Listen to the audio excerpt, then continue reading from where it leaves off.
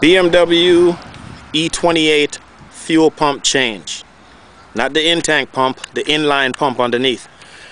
Okay, once you get the car securely raised up about 6-7 inches off the ground, you don't actually have to have a lift. You can actually do this because I'm doing it twice in one day because the first pump was no good. I think I might as well help out my other E28 fellow E28ers out there. Okay, I'm underneath now where the fuel pump is. It's actually not as difficult a job as it might seem, even though it seems a little complicated.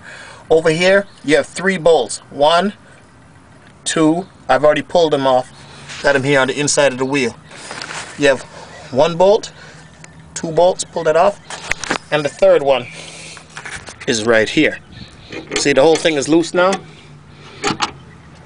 The whole thing can actually lift out now. I don't like being underneath the car, and I don't like throwing out gasoline, but it's something you can do. You don't. A lot of gas not really come flying out on you. Disconnect these 2 bolts right directly. This is the fuel pump.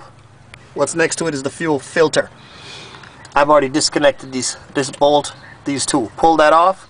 You don't have to disconnect any of these other hoses under here except for one hose, the one that's connected to the fuel filter.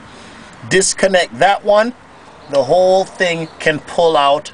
The only other hose that has to disconnect is the main fuel pump hose that's coming directly from the top of the tank. The big one, when you pull off the cap in the tank, on top of the tank and through the trunk, this one pull off up there.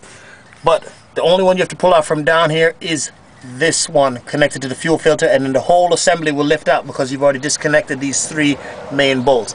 I hope that helps you guys, and good luck.